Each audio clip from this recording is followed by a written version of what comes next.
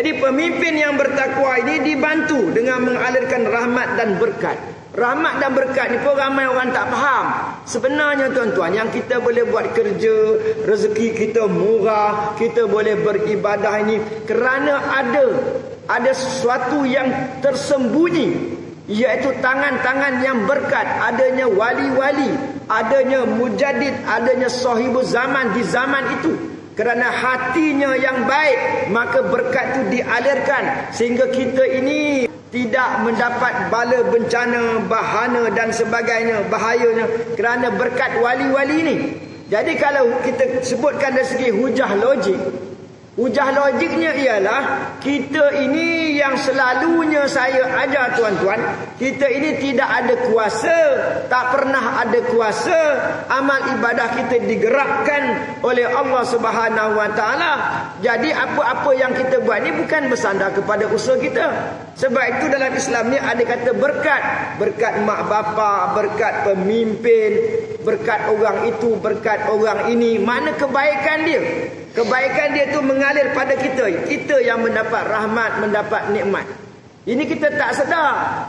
Sebab itu pemimpin-pemimpin ini bila disebut dia, walaupun kata ini berkat pemimpin lah. Contohnya ini berkat tuan guru pondok ni. Tapi tuan guru pondok yang bertakwa tadi, yang beriman tadi, dia kata bukan dia, tapi ini berkat daripada tok guru saya. Tanya tok guru dia pun menafikan. Maknanya networking dalam Islam ini, semua orang menafikan dirinya ada berkat. Ambil perhatian. Dalam networking Islam, semua orang menafikan dirinya ada berkat. Dia sambung menyambung. Sebagai contohnya, Mujadid Qurun yang ke-14 sudah disebut berkali-kali adalah Fatah At-Tamimi. Apa yang kita dapat di Nusantara ini adalah berkat Fatah At-Tamimi, sahibuz zaman. Tapi bila tanya kepada dia secara terang-terang, ini berkat dia kata tidak, ini semuanya berkat Imamul Mahdi. Sebab atas daripada dia adalah Imamul Mahdi. Ditanya pada Imamul Mahdi pun tak kata dia ada berkat. Padahal dia bertaraf mujadid, padahal dia bertaraf khalifah. Dia tak kata pun dirinya ada apa? Ada berkat. Mana buktinya? Ketika mana ulama-ulama berkumpul di Mekah Al-Mukarramah untuk berbai'ah dengan Imamul Mahdi, dia tak nak. Patut kalau dia gilakan pangkat jawatan kepimpinan, dia nak je orang bai'ah dengan dia, tapi pada permulaan dia tak nak, dia tolak. Sehinggalah dia mendapat isyarat, dia mendapat ilham, sudah sampai masanya baru diterima bai'ah itu. Ini yang tuan-tuan mungkin kurang faham. Dan bila ditanya Imam Mahdi, dia kata semuanya adalah berkat Rasulullah. Sebab itu Rasulullah tu ada berkat. Jubah dia berkat, air liur dia berkat, darah dia berkat, semua batang tubuh dia semuanya berkat. Iaitu kebaikan yang banyak pada diri Nabi sallallahu alaihi wasallam. Namun demikian dia tak rasa dirinya ada berkat. Dia tak rasa. Macam mana dia boleh rasa tak ada rasa dirinya ada berkat Nabi tu? Dia rasa semuanya, kan saya kata tadi berkat tu kebaikan. Semua kebaikan ni dari Engkau ya Allah. Aku berdoa kalau Engkau tak makbul, aku nak semayang kalau Engkau tak izin, kalau aku nak berdoa kalau Engkau tak makbulkan, kalau aku buat begitu begini, semuanya dari Engkau, anugerah Engkau. Jadi apa yang dicontohkan oleh Nabi patut berlaku pada kita. Tapi kita tak faham, dah namanya akhir zaman, bila kita buat, kita rasa kita ada berkat, kita rasa kita ada amal yang bagus. Jadi kita main perasaan macam tu, membawa kepada mati. Sebab itulah tentera-tentera Islam hari ini, di mana-mana negara pun, bila berlawan dengan Yahudi, dengan Nasara, dengan musuh-musuh Islam, kita menang tak? Tak menang pun. Jadi bila nak menang, kena tunggu juga tentera-tentera Al-Mahdi, kena tunggu juga ahli-ahli tauhid, kena tunggu juga orang-orang yang benar-benar baik. Inilah rahsia dia. Jadi sebelum itu dibagi, kalau istilah saya kata, dibagi padan muka dulu. Siapa-siapa yang ada sekarang nak tengok engkau, kesombongan engkau, dengan kuasa engkau, dengan duit ringgit engkau buat tengok setakat mana engkau boleh majukan, boleh atasi masalah dunia ni. Ternyata tak boleh. Makin sari, makin nazak, makin kacau, mana-mana negara. Sehingganya basah di bibir rakyat-rakyat, basah di mulut ni, bibir ni. Kenapa? Kerana mereka berzikir, mana Al-Mahdi, Mahdi, Mahdi, Mahdi. Sebab mereka melihat di mana-mana dah tidak aman. Ya, memang begitu. Sekarang pun sebahagian orang pun dah rasa teruklah kita. Lepas ni COVID-19 ni, sudah kita kena vaksin anak-anak kita, macam mana nak elak. Sudah ada orang merancang dah nak buat satu perkampungan yang jauh daripada orang lain. Sebab siapa yang tak diberikan vaksin, yang tak ada vaksin ni, tak kena vaksin, tak ada chip dalam badan ni, orang boleh scan, katanya boleh jadi nak pakai nak pergi ikut highway pun tak boleh, nak masuk pasar raya pun tak boleh, nak pergi sana tak boleh, duduk rumah aja. Itu belum lagi ada lagi enactment undang-undang nak ditangkap. Tapi di sini saya dah bagi tahu ajaran Islam itu cukup cantik. Ajaran Islam menyelesaikan masalah, bukan cara buat dosa, bukan lawan pemimpin. Ini setengah orang jadi ekstrim. Bila satu pihak buat dosa, dia pun melakukan kezaliman. Asalnya dia beragama, asalnya sembahyang tahajud, asalnya berwirid selawat baca Quran. Lepas ini dia pun dah naik angin, dah marah, lawan kerajaan, lawan pemerintah, lawan pemimpin, mengamuk, demonstrasi. Itu bukan cara Islam. Islam tulen tak dibangunkan cara macam tu. Dia sangat berlunak, sangat berhikmah. Inilah rahsia yang ramai orang tak tahu. Sebab itu hadis menyebut, la tazalu ta'ifatun min ummati zahirina 'alal haq la yadurruhum hatta ya'ti amrullah. Akan ada taifah, satu kumpulan manusia yang Allah jaga mereka ini. Mereka tidak dapat dimudaratkan. Buatlah kot mana ada orang steady, relevant saja, related dengan kebenaran. Mereka ni akan dibela oleh Allah Subhanahu Wa Taala. Akhirnya mereka akan diberi kuasa politik. Kuasa politik. Nah, ambil pada kamu. Jadi kebangkitan Islam ini adalah campur tangan Tuhan secara langsung. Di mana rakyat-rakyat mana-mana negara yang jadi negara Islam tulen murah rezeki. Padahal musuh-musuh Islam di mana-mana saja antara bangsa menyerang negara-negara Islam ni. Kita adatnya tak aman, tapi boleh jadi makmur, rakyat mewah, buah boleh lebat, duit banyak, galian keluar, boleh bayar hutang. Sampai kita ni menangis-nangis. Masa tu berlumba-lumba menangis-nangis ni bertaubat. Berlumba-lumba nak jadi baik dah. Manusia pun dah tertutup hatinya nak melakukan jenayah. Ini bila ni? Sebelum Al-Mahdi. Zaman Al-Mahdi lagi lah. Dia ni tentulah ada peringkat. Mula-mula negara Islam, satu buah. Lepas negara Islam dia berkembang. Dia jadi empire seluruh dunia pula. Dia macam tu, bukan tiba-tiba nak jadi empire. Mana asasnya, mana basicnya. Macam kita lah, individu kita seorang-seorang je nak Islam. Lepas tu berkahwin, ada keluarga Islam. Ketiga itu kita ada jamaah yang nak melaksanakan kerja-kerja Islam. Kemudian kita ada masyarakat Islam, baru kita ada daulah Islamiah. Jadi daulah Islamiah bermula dengan masyarakat Islam, masyarakat Islam bermula dengan jamaah Islam, jamaah Islam bermula dengan keluarga Islam, keluarga Islam bermula dengan individu yang nakkan Islam. Jadi hari ini 20 tahun ini, pada hari ini kita lihat dalam negara kita, contohnya di Indonesia pun sama. Kita sudah ada masyarakat yang sudah ada cita-cita Islam, nak melaksanakan ajaran Islam yang sepenuhnya. Cuma lagi tidak diselaraskan kerana belum lagi tampil kerana belum sampai masanya.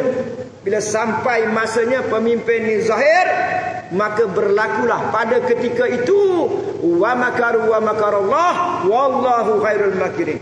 Orang-orang Yahudi, Nasara nak buatkan sesuatu ke atas negara Islam, tak dapat. Akhirnya Allah menipu daya mereka.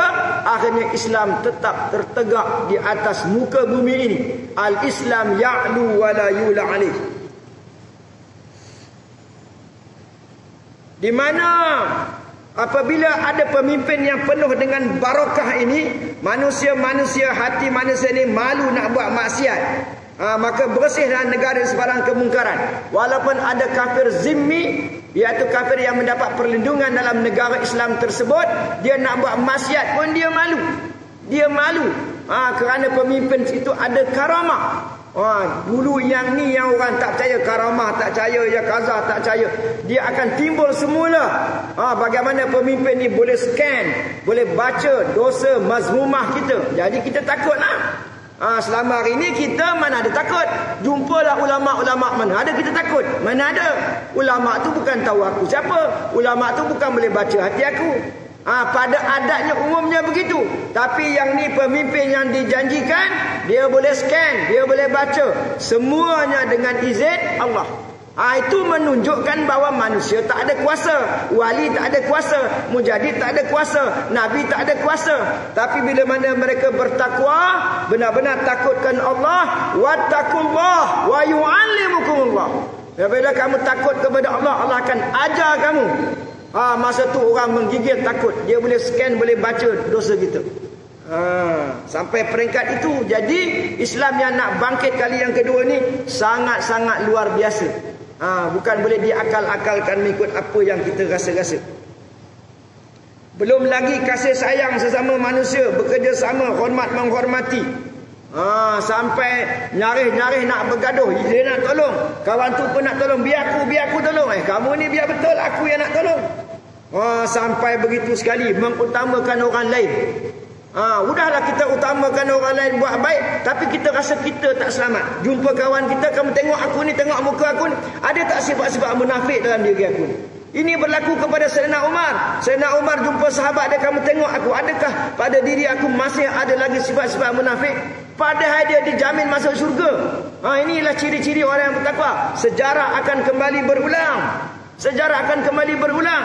Kalau tidak dengan berkat pemimpin, kita rasa kita bagus benar. Kita rasa kita hebat benar. Udah tahajud, dah puasa sunat, dah begitu begini, kita rasa dah hebat. Inilah namanya tak hebat. Inilah namanya tertipu, tuan-tuan. Tidak ada orang miskin yang terbiar. Tidak ada orang sakit yang terlantar, yang tidak ada ambil peduli.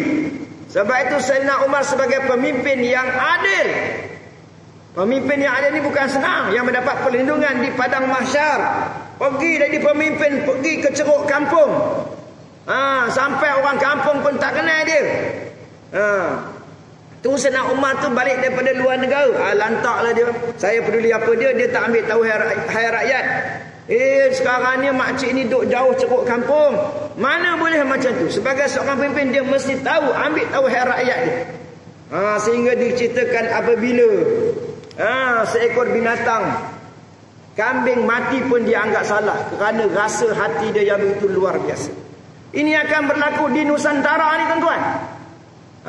Jadi persiapan kita sekarang ni, lambat ke cepat itu hak Allah, lambat cepat itu hak Tuhan. Hak kita, tanggungjawab kita ni beribadah, baiki diri, bertaubat. Bila sampai masa, insya-Allah.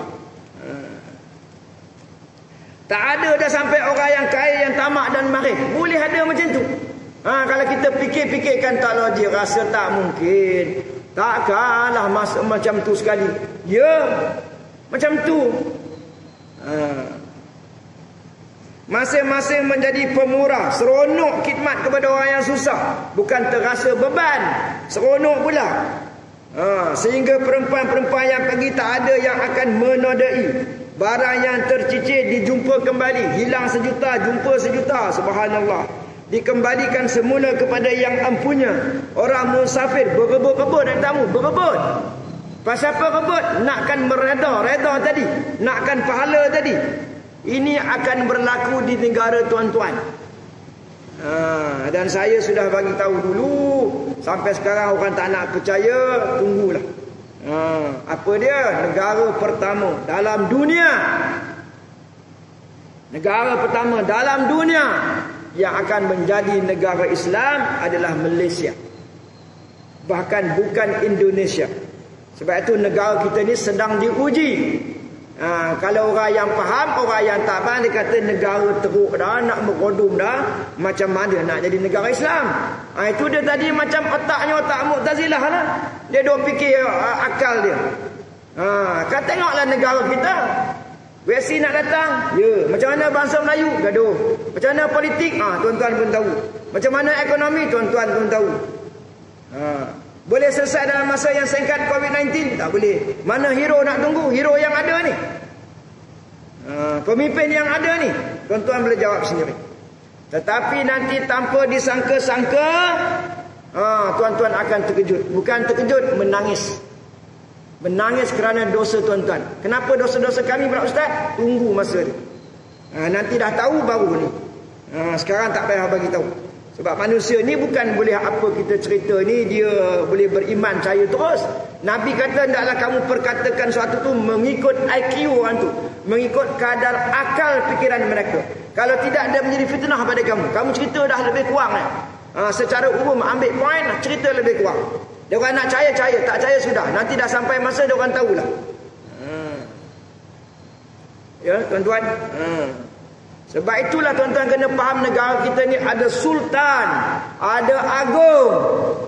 Mereka ini adalah orang yang sangat-sangat mempunyai apa? Mempunyai berkat. Pasal apa berkat? Kita ambil dalam fikiran kita ambil yang negatif. Berkat kerana mereka ini keturunan Nabi, darah Nabi, Ahlul Bait. Keturunan Wali Songo, Azmat Khan. Bukan Salman Khan, itu pun boleh jadi. Betul lah, bukanlah salah. Ya, keturunan Rasulullah ni, Ahlul Bait ni. Jadi mereka ini akan apa? Ada jasa dia. Jasa dia sebelum nak bagi kepada hero yang sebenarnya. Sebab itu kita sekarang ni sedang diuji. Tapi dalam masa yang sama, negara mana dalam dunia ni yang paling best? Kalau dibandingkan negara-negara lain yang paling best, negara Malaysia lah.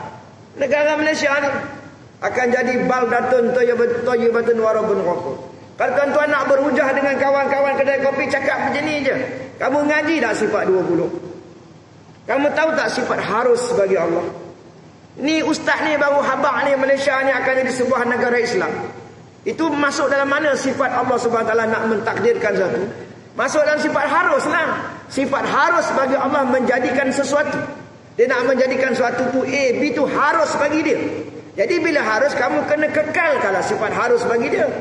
Kalau kamu tak nak mewajibkan, kamu kena kekalkan harus tadi. Dia berkuasa. Apatah lagi bila ada hadis, bila ada ayat Quran menyatakan bangsa-bangsa tu silih berganti akan menjadi empire. Apabila dikatakan kebangkitan Islam tu bermula daripada timur, apabila telah dikenal pasti ciri pemimpin tu ada sebelah timur. Tapi kami tak tahu pun, ulama setengah tak tahu. Saya dah sebut banyak kali. Ulama-ulama yang kalau dia benar-benar tidak bertakwa, dia tak tahu. Walaupun banyak mana ulama, dia takkan tahu. Hanya diberi kepada orang siapa? Mujaddid. Rahsia diberi kepada itu, kunci daripada itu. Ini semua orang kena tahu, baru orang nak ambil tahu siapa mujaddid ni, apa mujaddid ni, apa dalilnya. Mujaddid ni apa ciri-cirinya, datang dari mana. Jadi pokok pangkalnya sekarang yang paling penting ialah baiki diri. Maknanya kalau kita jahat, kalau kita fasik, kalau kita tak beramal, kalau kita ini berdosa, apalah artinya? Kita kenal Imam Mahdi pun, apa gunanya? Oh ya, aku kenal Imam Mahdi. Dia kok ni, mari sini, umur dia gini-gini. Buat apa?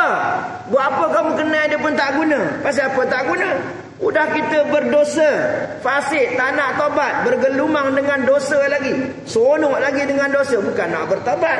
Patut orang tahu Imam Mahdi nak datang, buat persiapan. Ini biasa-biasa je. Macam mana? Lagi berapa minit Isya?